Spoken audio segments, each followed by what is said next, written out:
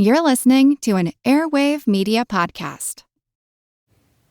Hi, I'm Veronica Fortune from Past, the podcast about those who would never rule. I was just asked by the amazing Katie and Nathan to let you know that they curse. A bit. Or a lot. Which means I probably shouldn't listen to them when my children are around. Not that this stops me. If you're more sensible, though, you can come visit me at Past, that's P-A-S-S-E-D, where at least the language is child-friendly. Hi, this is Katie. And this is Nathan. And you're listening to Queen's Podcast, the show about badass women in history.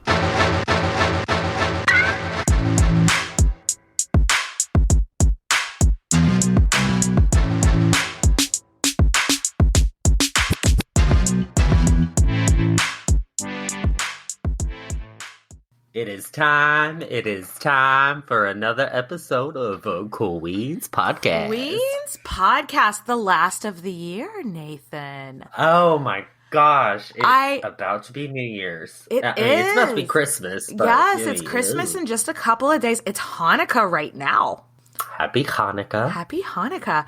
I'm not going to make the mistake when I jinxed the entire world.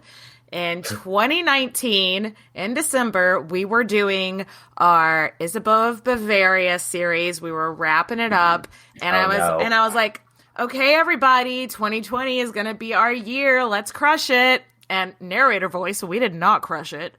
So I'm not doing that this year.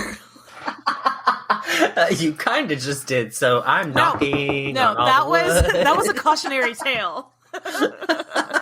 Oh, God. So, to be fair, because we had nothing else to do for an entire year in 2020, the podcast actually grew a lot that year. Yeah, I know. Nobody had anything to do, so they were like, let's just tune on in to some history. Let's bake bread and listen to podcasts. And we love that you're here. Okay, before we dive into Josephine Baker, part 2, we have a shout out. Shout out to Reagan. Yes, Reagan's mom sent us an email letting us know how big of a fan of the show she is. And guess whose B-Day is coming up on New Year's Eve? New Year's Eve, baby! So happy birthday, Reagan! Woo! Bring that Capricorn energy. Yes. Love it. Love it. Okay, Nathan, are you ready to get back into the life of Josephine Baker? Oh, I know. I am so ready because I know it's going to get a little bit dark. Yes. Because when we last left Josephine... Nazis. It was 1939, and World War II was kicking off, so a little bit dark. Yeah. And as you remember, though Josephine was born in the United States, she had renounced her American citizenship. They were super racisty over... Racisty? Racisty. Yes. Racisty. That is direct quote from Webster's Dictionary. They were super racist over in America. So she was like, I'm done. And she claimed French citizenship, and she married a French Jewish man and, bought a French chateau. Oui, oui. French as fuck. French as fuck. Yes. So when France and Germany were officially at war, she took that shit personally. And in the last episode, we left off that she had just been approached by the French intelligence agency. The name of the agency was called Demo Bureau, which is basically like the French version of MI6 or the CIA or something like that. Okay. Yeah. I see you, France, being all sneaky. So, the intelligence agency that was more or less assigned to, quote unquote, handle her. There's Nathan's air quotes that you can't see. I think that's the phrase they use when you're a spy, and they are actually... Did you never watch Killing Eve? Oh, yeah. No, you're right. Katie's right. Nathan said it here first and probably a billion times. When have I ever been wrong? Don't answer that. So the people that were more or less assigned to handle her as a spy was a guy named Jacques Abaté. And this was his first woman to handle as a spy. And they're super apprehensive about this. Like, she's famous. You know, Josephine Baker is not just somebody you meet on the side of the road. Like, it's not... Isn't that the whole thing about spies? They're supposed to like go under the radar. So yeah, and not really happening here, and not be literally the most famous person on earth, right? He would later tell the story of going to meet her for the first time, and he rolls up to this chateau and he sees her Rolls Royce, and he's expecting the Josephine Baker from the newspaper. Yeah. He's expecting her to come down the stairs in an evening gown and feathers, drinking a martini. But honey, let me stop you right there. When you are a working woman and you do shit every single day and you are on your day off, I'm not rolling up in a Rolls Royce. I'm chilling. I don't know. Yes, but also if I had an evening gown just to walk around in my house in, I might. Dripping in jewels on the corner. But no, so he pulls up, and instead of like this like vision of glamour, he's approached by this woman in overalls who's been gardening, so she's like covered in dirt. And she's being followed by a trail of ducks because she has like a bag of duck food in her hand. And a bag of ducks. History is a bag of ducks. Food. That's the edited version of the Queen's podcast. But no, she's surrounded by like ducks and dirt and dogs and monkeys. I love this. And she runs up to greet him and is like, Oh, are you my friend from the agency? And he's just like, he thinks at first this must be her gardener. And then he's like, oh shit, this is Josephine Baker? This woman covered in dirt followed by ducks? Like, I love it. I love it too. Like, it just shows like the different, like the layers of her personality, you know? I know. And then he starts to like voice his worries about her being too famous to be discreet, because I mean, she kind of is. She's super famous. Yeah. So, and you know, she's not really a political figure at this point. She's just a performer. Yeah. So there is something that, you know, she's just a performer. She just gets up on stage and travels the world.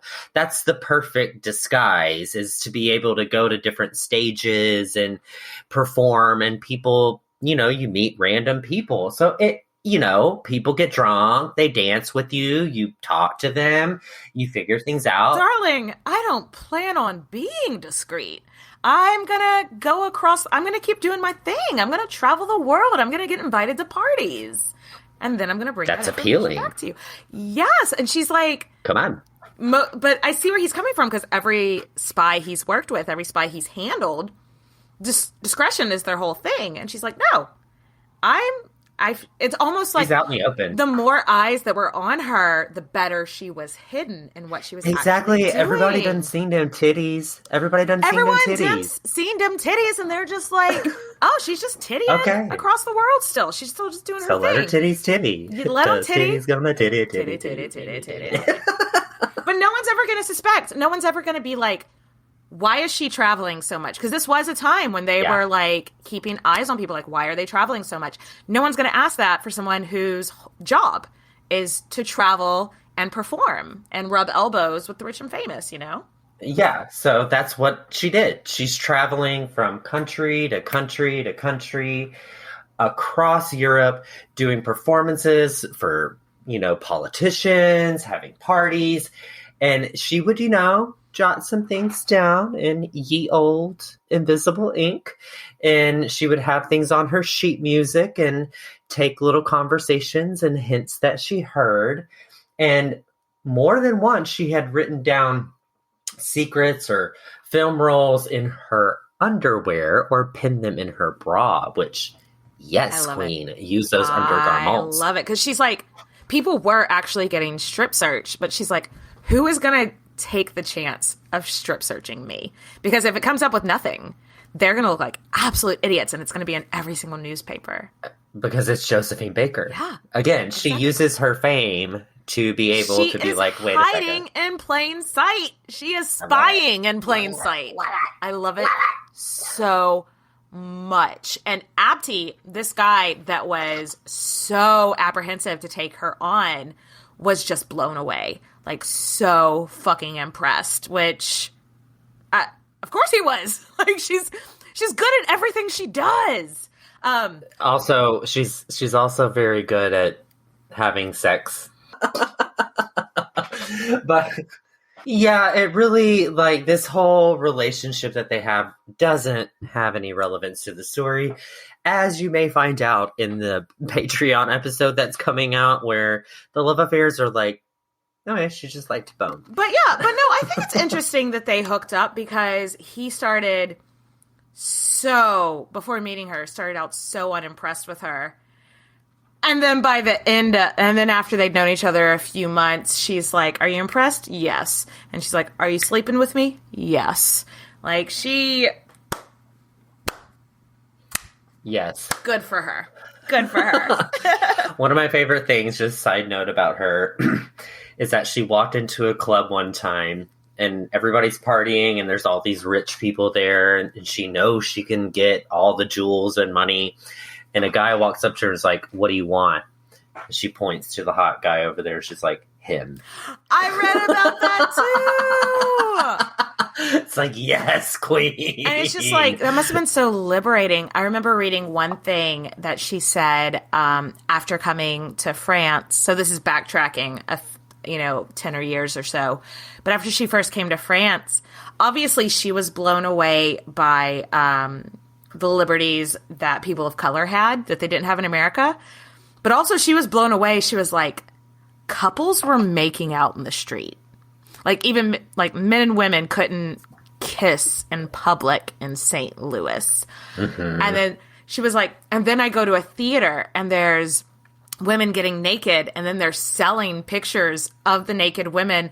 And she was so scandalized that she bought, like, she spent all her money that she had when she first, not all of it, but a good chunk of her money that she had when she first got to France on pictures of naked ladies, just because she couldn't get them in America. Like, wait, why did I do this? Okay, I love it. I love her. When she was at home at her Chateau Melandi, she was housing refugees there as well. It was this huge place. And the only people that lived there, well, before the war, were her husband, and her staff. But her husband, because he was Jewish, had actually gotten the fuck out. So it was just her and her staff and this huge fucking place. So there was plenty of room for refugees to live comfortably. Yeah, and what a great thing to do, in my opinion. Of course, and everyone's. I don't think this is a hot take. I don't think so either. Refugees for people on the right side of history. We might say that's a good thing, because by this point, Germany has invaded France. Right. And she's housing refugees that were trying to stop the Nazis and Jewish stop people everything as well. She was housing just normal Jewish people trying not to get murdered, trying not to have a genocide done to them. And this takes, I don't like the phrase "this takes balls," because balls are weak. This takes ovaries is what it takes. Yes, queen. Because it was Nazi occupied, German occupied. And there was a time where the Germans did come knocking on her door, and she was able to be like, a little old me? What do I have? I don't have a mind for politics. Why would I have anything? And, like, convince the Nazis to go away. Here's my bananas and my titties. Yes! Titties, and they were like, stop tyranny. And If wait. titties to stop tyranny. That is how we create world peace, Katie. Titties to stop tyranny. All right. I'm into it. But no, if they would have found that she was housing refugees, they could have killed her then and there. No, shot her execution style. Shot on the spot. It doesn't matter if you're Josephine Baker or not. No, she doesn't have an American passport, so it's not like it would be like starting shit with America. That takes such big ovary energy, big clit energy, big titty energy. Love it. Titties against tyranny. Titties against tyranny. So, side note, we don't know where else to put this, but we're hardcore nerds, and as you should know, we like to throw in a little bit of side note energy in here. All the time. And it is that the bed that she owned at her chateau, one of her beds, not like the one she slept in, but one of the beds that she owned belonged to Marie Antoinette. Maybe you've heard of her. Yes. Let them eat cake. Except she never said that. But I just love, how French the fuck is that? Anyway, honestly, we do not have enough time to discuss all the things Josephine Baker did during the French Resistance during World War II. There's a book out right now called Agent Josephine. We'll link to it in the show notes. She is absolutely a war hero, which we'll get to. She was recognized as Titties against tyranny. Titties against tyranny.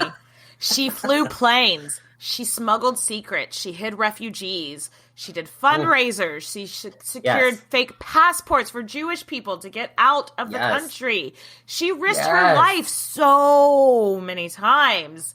And when somebody asked her later, you must really love France, she said, yes, I love France, but I hate discrimination even more. So she was able to recognize, because she had been discriminated against so much of her life, so she was able to recognize that this is more than a political thing. This is a discrimination thing, and it kept her going. It fueled her fire. So, I'm getting chills just talking about how. No, I love it. So she's touring the world, right, guys? Mm-hmm. This is part of her gig as a spy, is being able to tour the world, and she's in North Africa. And she's secretly transferring Jewish people into Morocco. But at this point, she unfortunately suffered a miscarriage. We don't know who the baby daddy is, but does it matter? No, it's Josephine really. Baker, and she can have a baby, and we'd be like, good for you. She really wanted children. We know it didn't belong to her husband, Jean-Léon. Because they had been separated for months. Katie's learning French. Say it one more time. Jean-Léon. But in my Texan, I would call him Jean Lion. But I'm learning French. So Jean-Léon. Jean Lion. He turned out to not be such a great match for her in the end, which again, we're going to do a Patreon episode about the lovers of Josephine Baker. So we'll go into him more then, but their relationship's over. So he's not the baby daddy is really all that matters. And you know what? Again, it doesn't matter who the baby daddy is of this lost child. It doesn't matter. She's in treatment, recovering from a miscarriage for 18 months, guys. 18 months.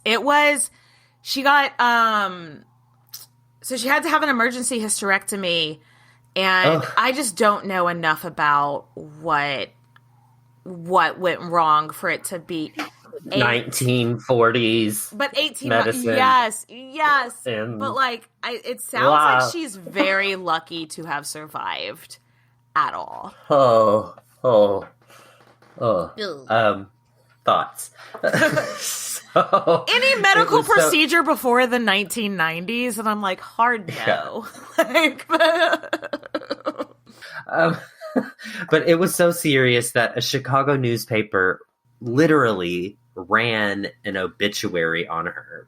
And then she released, this is like the original, like how they release on social media, so-and-so died. And it's like, no, not really. Bitch, I'm here. Still here. And that's literally what it was. Mm-hmm. She's like, I'm far too busy to die, which, yes. Very on brand Good for part. her deflecting with humor. Yeah. Which is something you always see with people that have had, rough childhood, and then have a lot of trauma, deflect with humor. Like, I'm far too busy to die. But she was really, really, really going through it mentally, I do believe. Like, she was having a bad time. Yeah, big old bad time. And she learned at this point that, children, hysterectomy, probably not going to happen. She wanted kids. She wanted tons of kids. But when you're a career woman like she was as a dancer in specifics, sometimes you have to put that off a little longer. Well, and also they didn't have the help that people have now. Now if you want to have kids, but you never want to be pregnant and you're as rich as Josephine Baker, get a surrogate. Or you can, or there's even it's just different now than it was then. So she was thinking, I'm going to put off children until after the war. I'm going to, because she was dancing. Then the war happened. I'm going to put off children until after the war. And now this is taking that option away from her. And she was heartbroken. Yeah, absolutely. She had wanted kids. After her recovery, she continued with the efforts, but she remained in Morocco.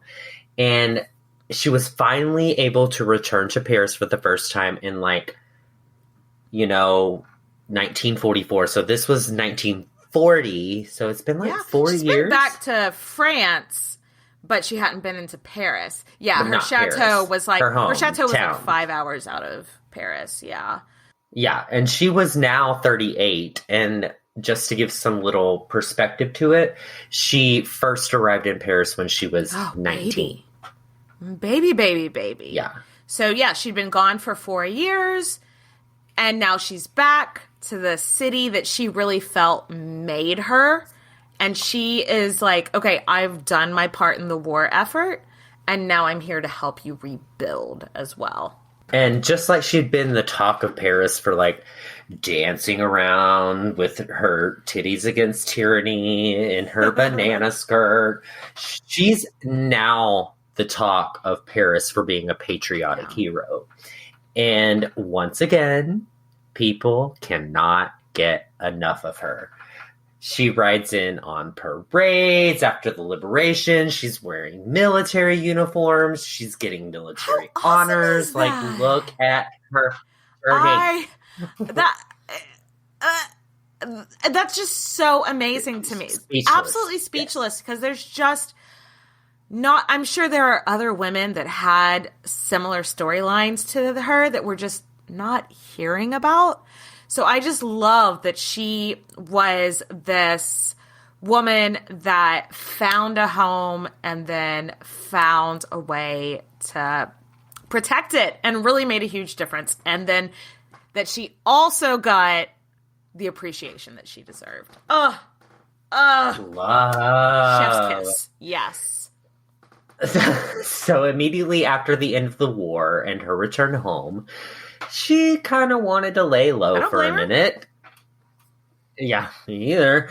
And she finalized her divorce from Jean Lyon. Jean Leon.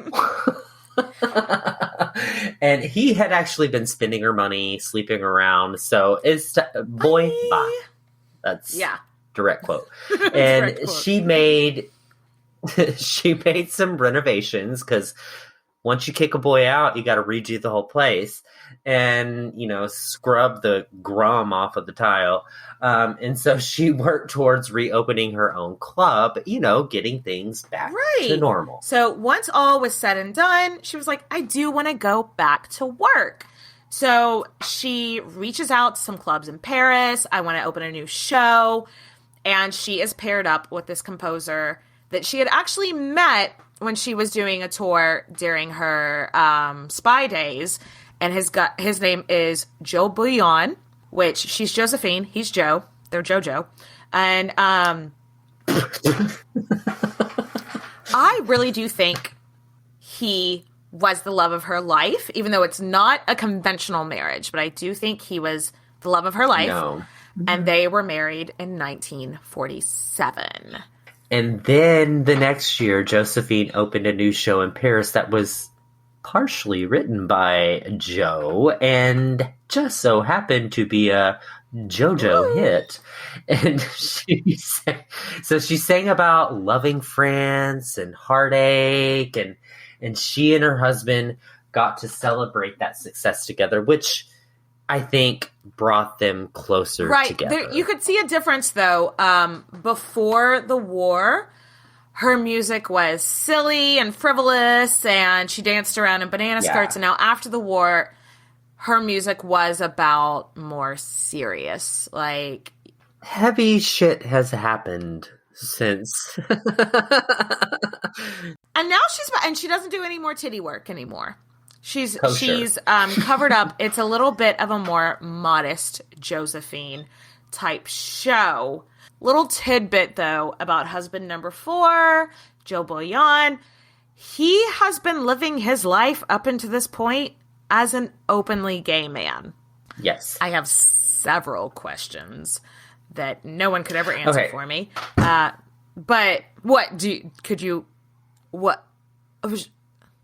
Freddie Mercury. Maybe so. But I mean, think about Freddie Mercury for a little bit. Like, him and Mary Austin were in love, and they were kind of sort of like the spiritual people that were like together, but he was a homosexual. But they never married. No, but different strokes for different folks. This is way before that time. Yeah. Yeah. I don't know. And also, it's none of our business, I guess. Like Exactly. But they were happy. And also, like we mentioned in episode 1, and like we are gonna go into in the Patreon episode, she was also not 100% a straight person herself. So maybe they felt safe with each other. Yeah, they had an agreement. But they did appear to love each other. Hey, so that's all that matters, right? Yeah, but I'm just morbidly curious about if they had sex or not. Like, I want to know, but it's none of my business, I guess. None your business. So anyway, after the success of her comeback tour, the U.S. starts calling and being like, hey, can you come perform here? Because we kind of need you. Excuse me? Do y'all remember the last time I was there? Mm-hmm. Look, I couldn't find a hotel to stay in. Y'all laughed me out of the country. I think the fuck not. Yeah, right. She's like, why? Like, you're gonna embarrass me in front of all of my friends all over again? Hell no. But then the production team that wanted to host her were like, well, we've got this spot in Miami, and we think you would really like it. And things are different now. It's the 50s. You know, super progressive time, the 1950s. Still racist. But they were like, you won't have to worry about a hotel because we're going to put you up in a penthouse. Okay. We're going to let you have some creative agency. Because when she was back the time before, like, her background dancers couldn't even touch her because it was illegal. Like, and they're like, it's different now. It's more relaxed. Miami's groovy. Come back. So she and Joe are like, okay, Miami's got palm trees and beaches and you know, that sounds nice. And, you know, they're going to put us up in a penthouse. Doesn't sound so bad. So she and Joe were like, fine. Okay, you know, let's do it. Cool. Let's do it. And if it sucks, we just come home. what do we have to lose? So Awkward Joe silence. and Joe. Awkward silence. So Joe and Joe pack their bags and they head to America for her second time in 20 years. And I think this is a good time to take a little break, top off our drinks, and then we'll come back and see how that goes for them. And we're back. Okay. Yes. So Josephine and Joe arrive in Miami, and Josephine has an agenda. She starts negotiating with the showrunners. She was like, I need more money. I need more creative control. And she's like, y'all said segregation wasn't supposed to be a big deal anymore. So what's this? She's like, if it's not a big deal, y'all don't mind. I have some friends in Harlem, some celebrities, like some like A-list friends in Harlem. I want to fly them in and seat them in the front row.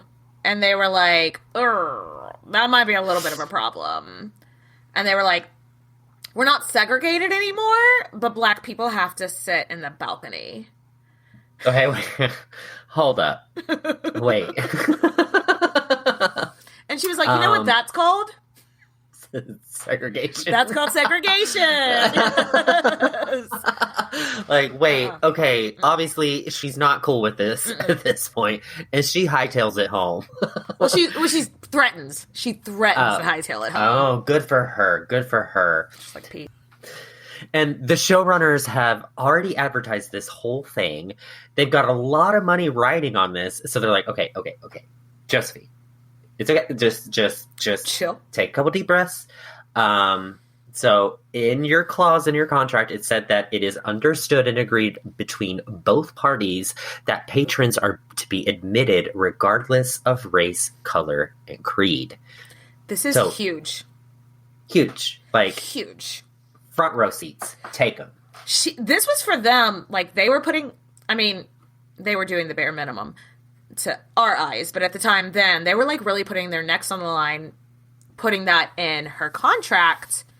But then, January 10th, 1951, her show at the Copa Club of Miami, Florida, opened with a segregated audience. And it was a huge success. Huge success. Yeah. It was so different than her last run in the U.S. This show sold out. People were raving about it. Celebrities were flying in from Los Angeles, from New York, from Chicago to see her. The reviews were all glowing, glowing, glowing. 5 stars, would recommend. And this obviously is a big victory for Josephine personally, but on the civil rights movement, this is big. And this is like in the 40s. So this is like all of the big, I think it was monumental 1952, things. but still. Oh, yeah, you're right. But not it's like far out of the 40s, yeah. It's the precipice of the civil rights movement. Yes. And it showed that theater owners at this point could unsegregate audiences and could still make money, and people could still have a good time. And it didn't solve the problem of racism because it still exists. Didn't solve racism. Yeah. It did put forth the chain reaction that, I was talking about. That.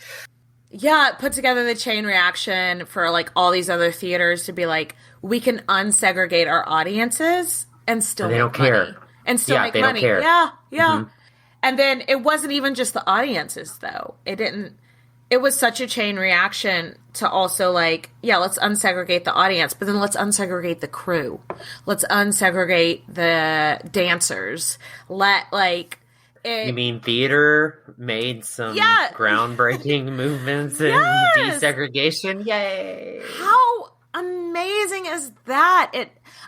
Again, like you said, it didn't solve racism, but it did help a lot of theater owners and directors be like, oh, I can hire black dancers. I can hire black actors. And it's not going to turn people away. It didn't solve that, but it helped.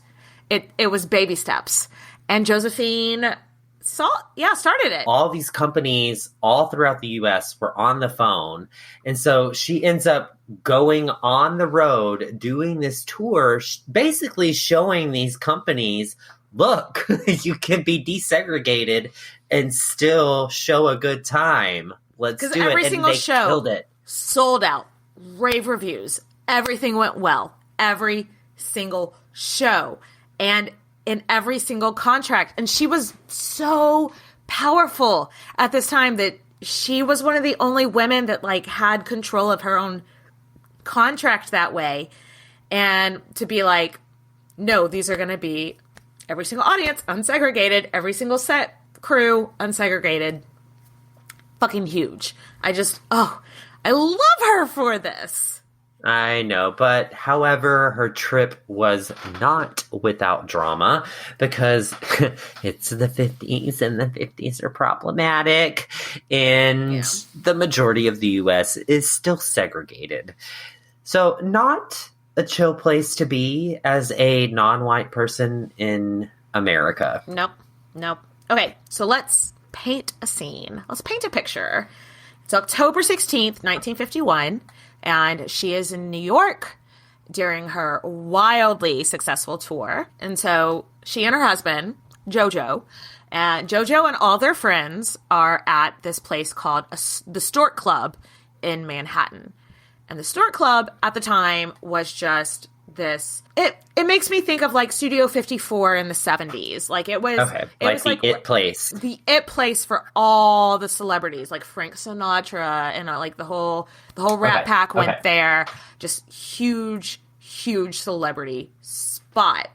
So they get there with their crew and they are sat at a table and they put in their drink orders, they put in their food orders, and they wait and they wait and they wait for over an hour. And nothing happens. But sat right next to them was Grace Kelly, who maybe you've heard of her. Was starstruck. She was starstruck by Josephine Baker. She's like, "Oh my God, is that titties against tyranny?" Well, because at the time, Grace Kelly was the up and coming it girl. Because Grace Kelly is about 20 years younger than Josephine Baker, but so she is just like. This is like the poster on my wall. Like, this is like an icon of mine growing up. Just being like, oh my God, I am sitting next to Josephine Baker. Yeah, and then, but then she started to witness that Josephine wasn't being served. And Grace Kelly was like, wait, what's going on? What? Yeah. And then Grace Kelly overhears the owner of the Stork Club saying, "Who sat her? Why did y'all let her in?" And she's like, whoa. Wait a second. You're talking about the icon that's sitting right next to me? The queen of everything right here? Wait. This is my hero. She is a hero. This is not a war hero. She fucked up some Nazis, and y'all aren't gonna serve her a Manhattan and a steak? Food. What the hell? Come on, racists. And so Grace Kelly gets her ass up, and she goes over to Josephine Baker and is like, "Hi, I love you. I am so honored to meet you. Oh my God. Can I have your autograph?" Fangirling right now. But anyway, from what I hear, the steaks here taste like shit. Why don't we get out of here? Yes. So then Josephine Baker and Grace Kelly leave the Stork Club hand in hand, like they were best friends their entire lives. Both of their crews walk out with them, and a bunch of other people do. And don't serve the bigots. That is the moral of the story. Don't give the bigots money. A bigot, yeah. And don't give the bigots money. The Josephine and Grace Kelly end up being dear, dear friends for the rest of their lives, which we will touch on a little bit later. So Josephine marches to a payphone right after this, and she ring calls up the NAACP, and she's like, Listen to this shit. Y'all ain't gonna believe this. And the next morning, there's a huge group of protesters in front of the Stork Club.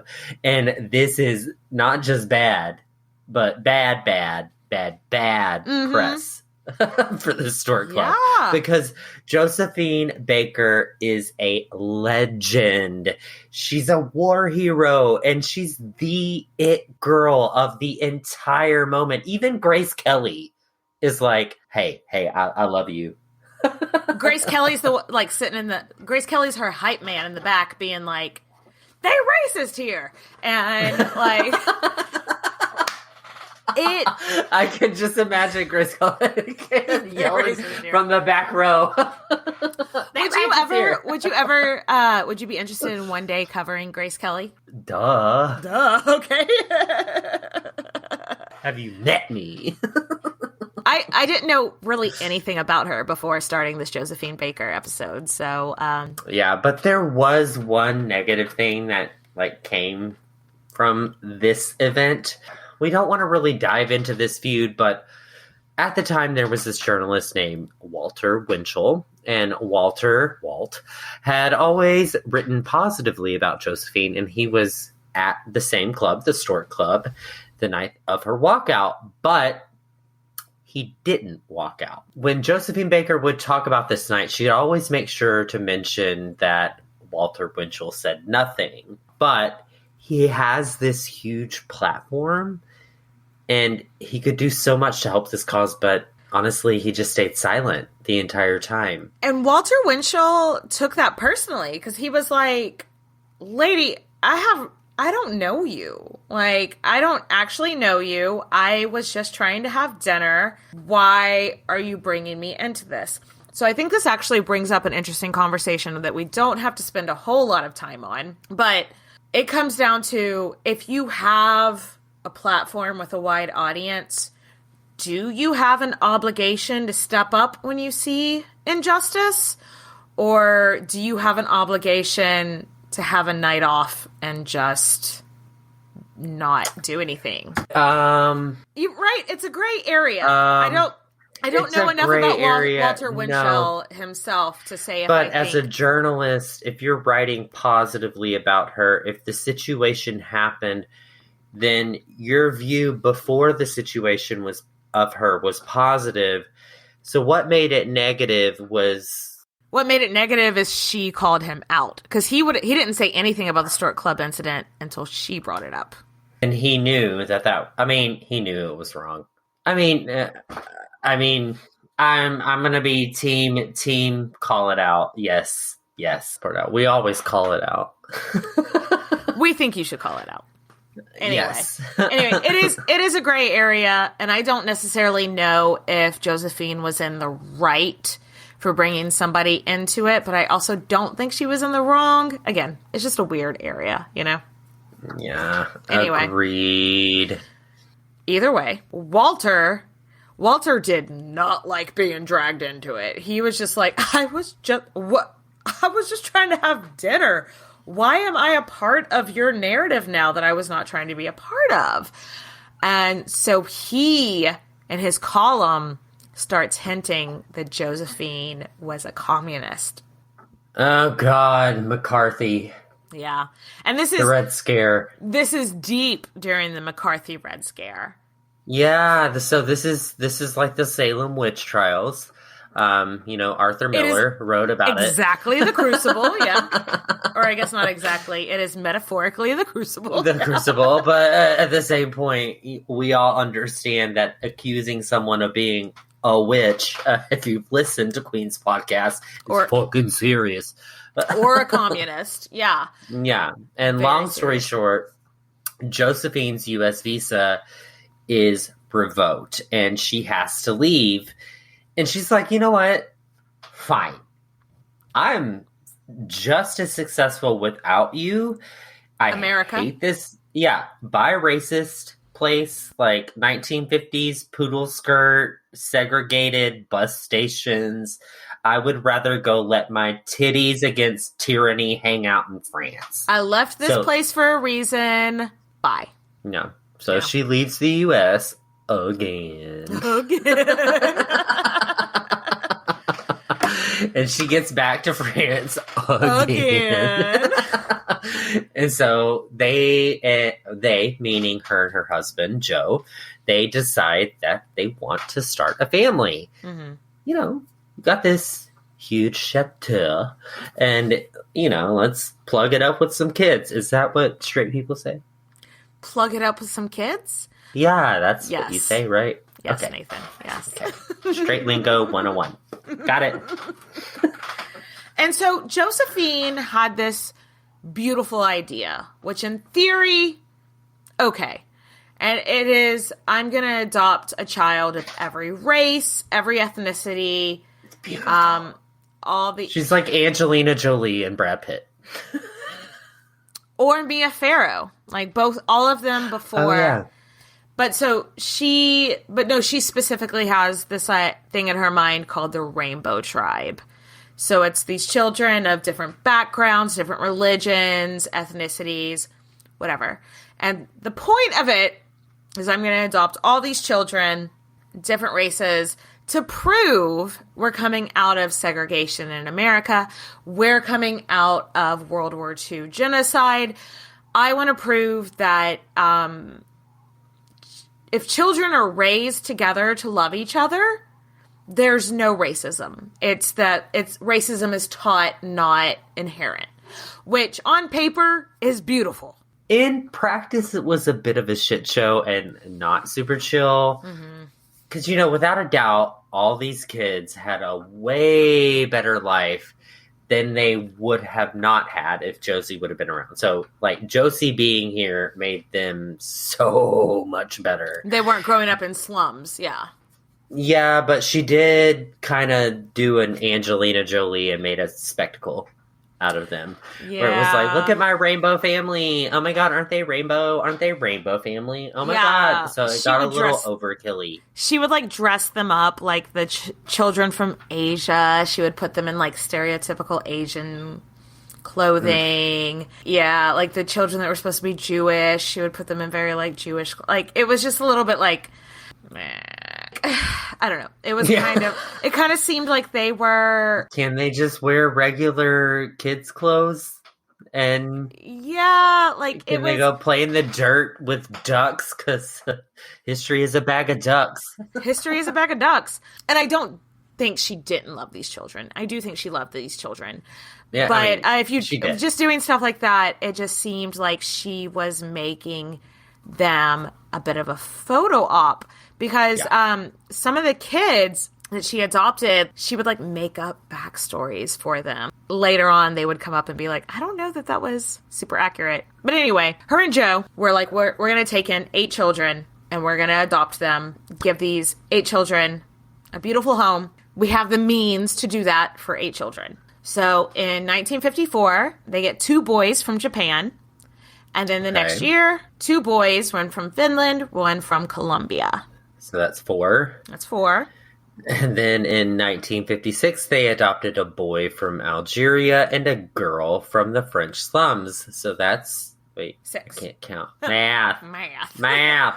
That's 6. And the next year, 3 more children from France. So Joe's 7, like, 8, 9. Whoa.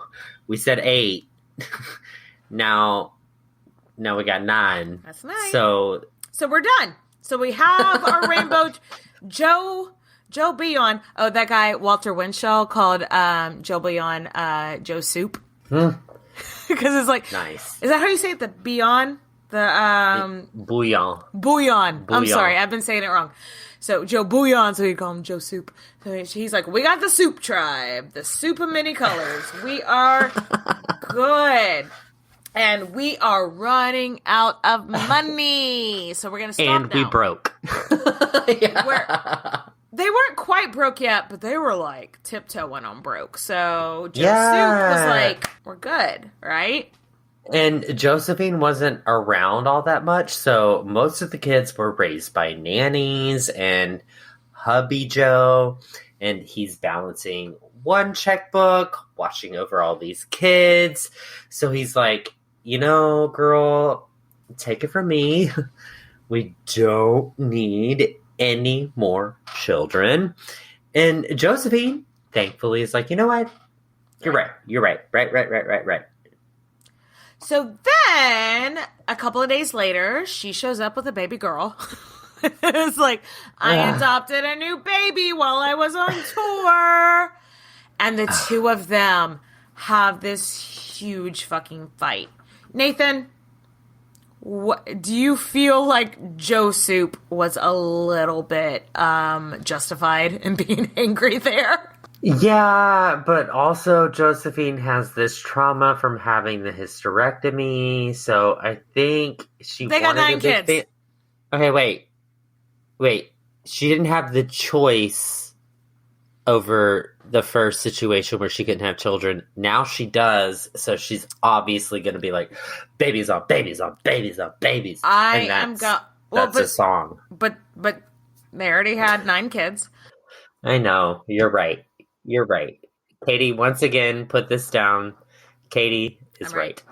If my husband even came home with a couch that I didn't think we could afford, I would be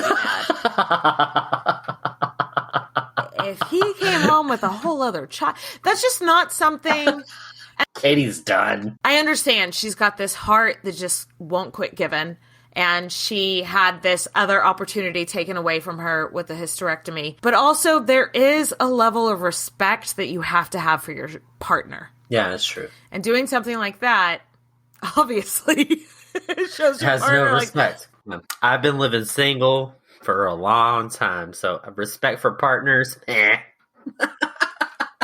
If I showed up with another dog tomorrow, that man in there would be so mad.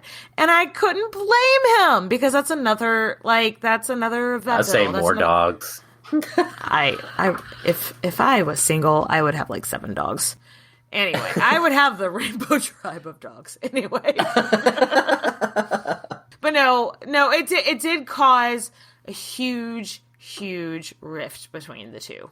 Yeah, they have mouths to feed, they have nannies to pay, a chateau to keep up, but what they decided to do was open up their home for tours, because you're Josephine Baker, why not? Why not? And while you're at it, let's install a wax museum and a mini golf course. A mini golf course really surprised me. Everyone would come to see their Rainbow Tribe children, which it's just like this photo op moment. She really that I don't did care kind about. of make a spectacle of her children to make money off after that. But then she also had her little zoo of animals. Which is a spectacle of animals, which is exactly what she's doing with the human beings. You're not wrong. But then she also had all her couture clothes. Katie's okay. This is fun. But it still wasn't enough to bring in the cash. Yeah. One of her children would later write about how chaotic this kind of childhood was. I can't imagine animals and children just running around being like, we're rainbows. And it's like, but you have just jobs. The monkeys and the dogs and the... Babies don't need jobs. Babies don't need jobs, yeah. And this is one reason why. Right. Babies don't make a spectacle of your children. Hot take. But the tighter and tighter money got, the more Josephine and Joe started to fight. And apparently Josephine would be really fucking mean to him. Like when they were fighting, he would sometimes avoid her for days after a fight just because of how ugly she was to him when they would fight. Which, yeah, these fights got bad. So more than one source said that they called each other some homophobic slurs. Yeah, there were stories of them just calling each other homophobic slurs drunk in the streets of the town that their chateau was at. So I do think they did love each other, but like... They're not sexually compatible, right? Like, they've never been sexually compatible. Yeah. They've been friends. They've been partners, not lovers. There's a difference. Yeah. So So they aggressively start cheating on each other. Surprise. Surprise! And they're having sex with same-sex partners. Surprise. And they are being super duper toxic and rubbing it in each other's faces. As much as I love Josephine for so many things, there are things in this section, the next couple of minutes that we're going to talk about that I don't love. But everyone has their breaking point. One day, Josephine comes home with yet another baby. And this makes 12. This is the second time she has come home with a baby without asking her husband, who is the caregiver.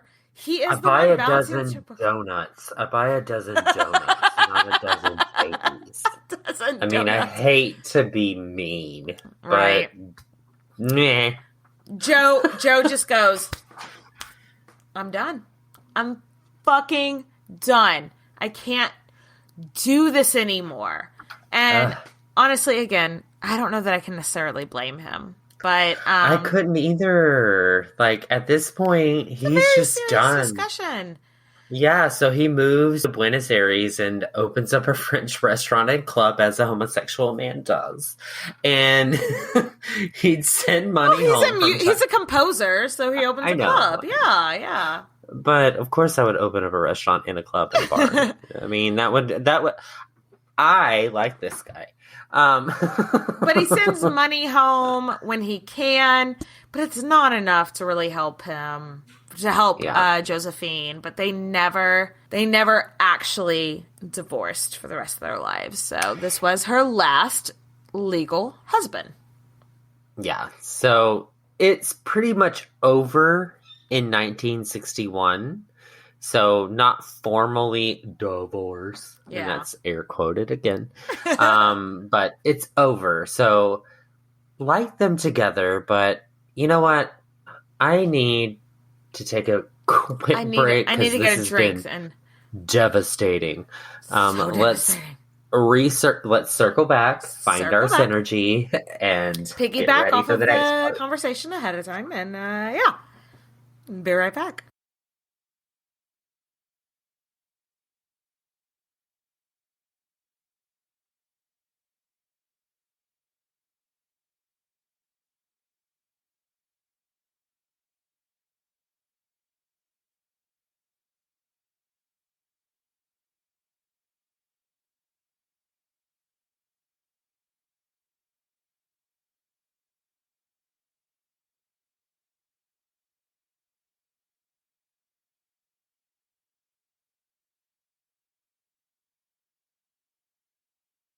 And we're back. Okay, so Josephine is single again. And now she's the one responsible for the finances. And when she realizes, like, she's looking around, she's looking at the books, and she's like, y'all, I am broke. How did this happen? How did this happen? She says as she stands in her newly remodeled chateau with the mini golf course, her 12 children, multiple nannies, and her zoo of exotic animals. I had no idea how this happened. It's a mystery. What's going on? Eventually, her beloved chateau was repossessed, which broke her heart. But don't worry. They're not homeless. You know, she's got this friend named Grace Kelly. Maybe you've heard of her. And by this time, Grace is now married into the royal family in Monaco, which MBD. And Grace was like, hey, got this little chateau in Monaco. How about you come over? Let's hang out. So got the chateau in Monaco. Come over, bring a hoe. I love this. Yes. And plenty of hoes I could gladly invite to Grace Kelly's house. It was just me. So, unlike bringing hoes, Josephine brings over her children to Monaco, and they're like, hey, let's get you back on your feet, you know, let's get you back in a place that you can be with your 12 children.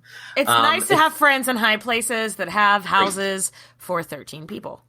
Like 18 if you count the nannies. Yeah. One really, like, not cool thing that she did, she kicked out one of her sons for being gay. Where do you think he got it from? That really shocked me because she was so sexually open in her life with, like, men and women. She had lots of girlfriends, and she married a man that she knew was gay. But when she caught one of her sons having, like, a liaison with a man, she kicked him out and said, I don't want you to contaminate the other children. What the F? I know. What well, the like, F? Luckily, like, it wasn't like the kid was, like, kicked out on his ass and living on the streets. He went and lived it with Joe in Buenos Aires. So, like, he had a place Still to not go. cool, Josephine, because I think you jabbed on into the muff a couple times yourself, girl. Oh, girl loved a good muffin. And, yeah, so you caught your son one time and you freaked out. Wait a second. Maybe you need to re-examine your life. This was the first time that I was during my research of her that I was like, oh, girl, not cool, you know? Yeah, and I hate it because she's such a badass, but yeah. Some of this stuff is just ick. Yeah. So can we fast forward a little bit? Change gears, please? That was a very unpassionate fast forward, and I understand why. Because it's 1963, still a bad time. It's America. And, you know, there's this little historical figure, and I say that, you know, as hyperbole, named Martin Luther King Jr. Maybe you've heard of him. Yeah. And he's set to make a speech at this historical event called the March on Washington maybe you've heard of it, in the fight for civil rights. And he wants Josephine Baker to introduce him. The problem? She couldn't get a fucking visa. She's not an American citizen anymore. And last time she was in America, she was accused of being a communist. So she's put on, like, the do not fly list, basically. And they won't let her in the country. Their immigration's like, hard nope, lady. You're not getting in. But it pays to be one of the biggest stars in the world because the Attorney General of the time was a huge fan. Nathan, what was that Attorney General's name? He had the last name. It was very familiar. You've heard it before? Kennedy. You say? Oh, yeah. I think 60s. it was Robert F. Kennedy. So Robert F. Kennedy was the Attorney General of the time. He's not big news at all. Never heard of him before. But this little known man that I've never heard of before, was able to get her a visa just, like, based on I like her. So, cool. Good for her. And on August 28th, 1963, Josephine Baker introduced MLK Jr. with an epic speech in front of, 250,000 people. She felt like women in the civil rights movement had gotten looked over. And they had. She was the only woman that year, I believe, in the civil rights movement that was asked to speak. And so she felt... I remember this because we did an episode on Daisy Bates, and she was mentioned in Josephine Baker's speech because Josephine was like, wait a second, we have all these powerful black women who've been doing things in the United States, and you're recognizing me? Exactly. No, wait, there's Rosa Parks. There's Daisy Bates. Yeah. What? So frustrating. The most famous lines of her speech went like this. Nathan, would you like to take these lines? Okay. Oh, okay. Powerful words. I have walked into the palaces of kings and queens, but I could not walk into a hotel in America and get a cup of coffee. And that made me mad. And when I got mad, I opened my big mouth. And then look out, because when Josephine opens her mouth, they hear it all over the world. I love that. It's Josey.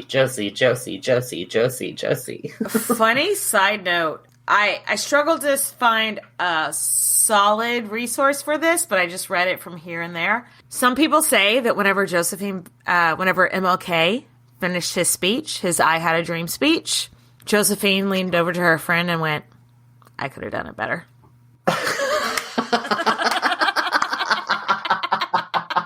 Oh my God.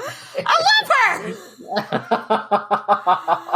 She's not perfect, but I love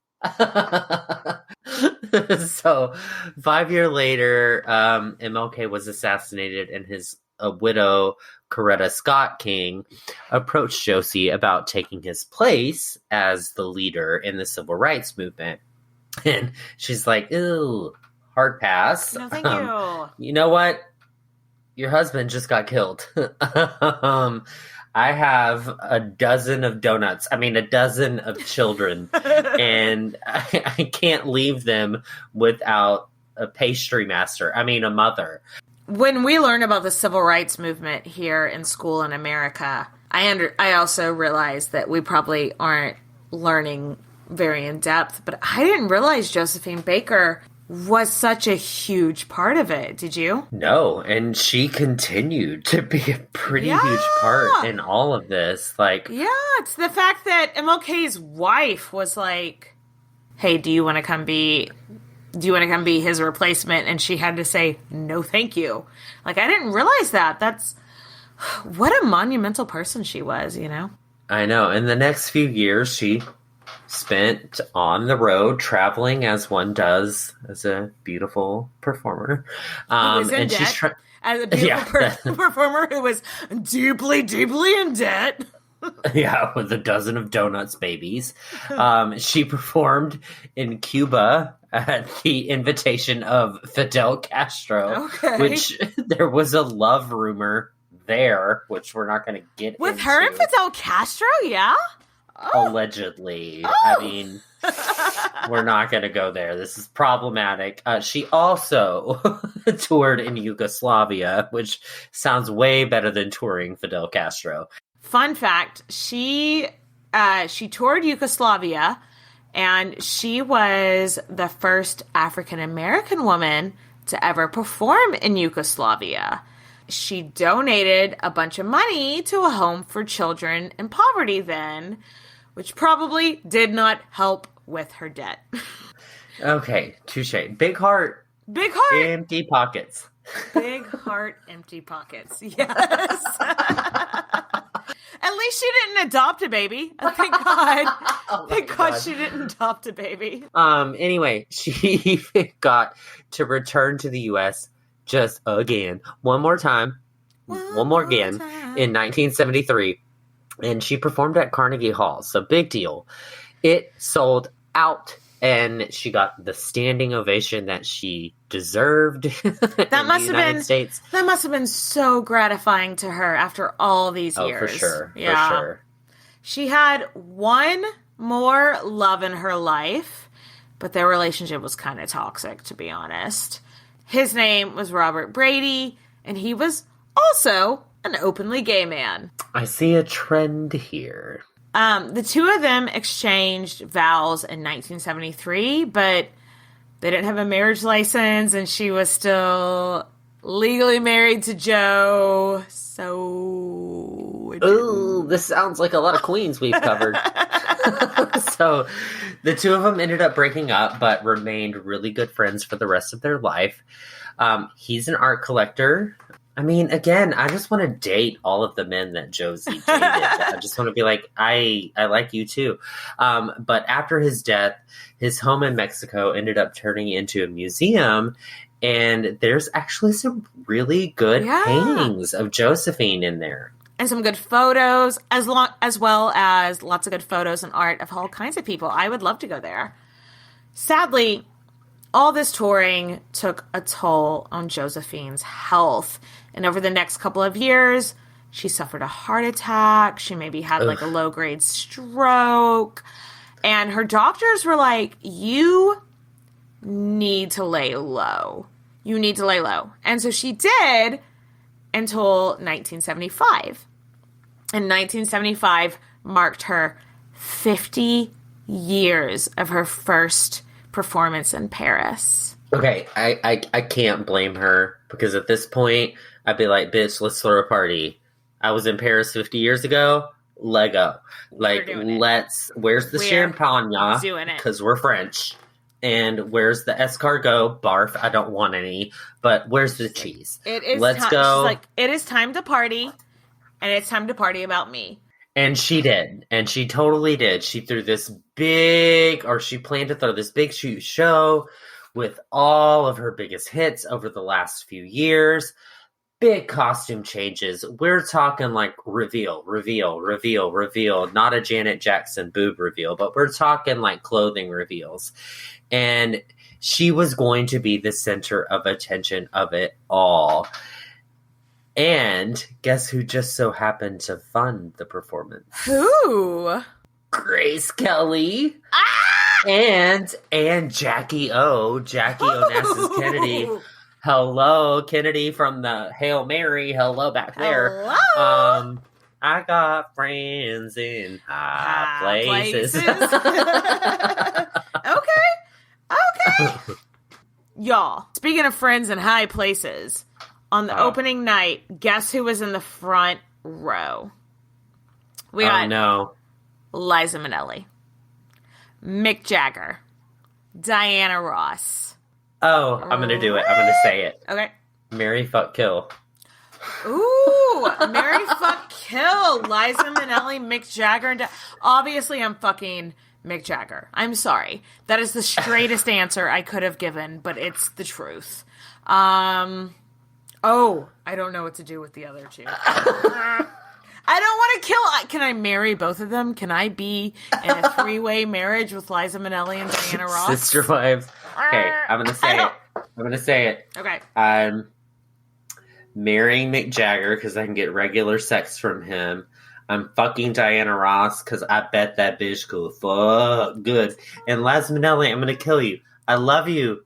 I love you, girl. Hats off to your mother. But I said it. I'm horrible. I'm going to hell. I'm going to gay hell. Me and Liza Minnelli are birthday twins. And now I'm going to actual hell. Yeah. So he's got even more for you. So, have fun in hell. So, okay. This show was a huge fucking success. Like, Josephine's show sold out every single night. In fact, they had to pull the chairs out and put them down the aisle. Yes, they had to bring in like the lawn chairs for people to sit in. I love that so more moment people when I'm like, see it. oh, I'm that famous? I'm that famous? Every newspaper, every radio show, everybody was raving like Josephine is killing it 50 years in, and she is still the star she has always been. And she is once again the hottest ticket in Paris, just like she was when she was 20 years old. I love this love that, because this does come full circle, which we always have to have this moment, because while her popularity and stardom was going great, her health was not.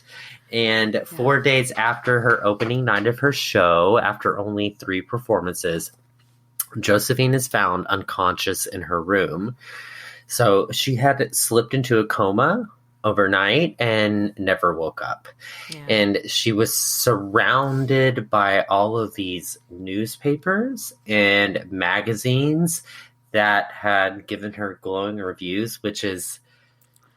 I would have done the same. I love that she went out reading her glowing reviews. The very last thing she saw in her waking life was 5-star reviews about herself.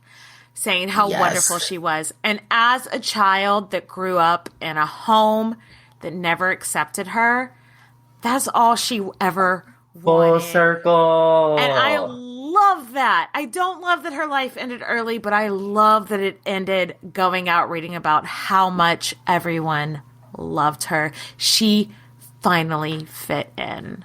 Oh, I love that. I know. So Josephine's funeral was in Monaco, and there were 20,000 people who mourned. That's there. a lot of And mourners. Yeah.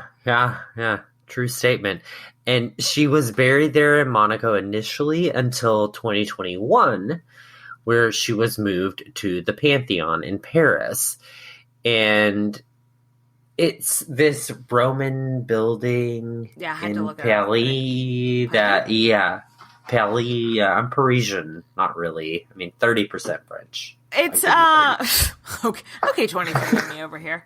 23andMe, Yes. please sponsor the podcast. I didn't know what the Pantheon was, so I kind of had to look it up. And it's, it's this old ass building. But the people that have been buried there since it's a very, very high honor, like in French society. And out of all the people that have been buried there, only 6 women are in there. And Josephine was number 6 in 2021. Like that. Wait, and can I ask the question? Yeah. How many black women are buried Just Josey. Just Josey. there? Just Josie. Yes. Round of applause. Yes. And so, yeah, she spent the first half of her life being unwanted because of her skin color. And now she is wanted everywhere. She's got the highest place. Like, come on, highest girl. honor. And, Yes. what a wild life. So let's raise a glass to Josephine Baker, our last episode of 2022, and just the most iconic bitch. Cheers, bitch.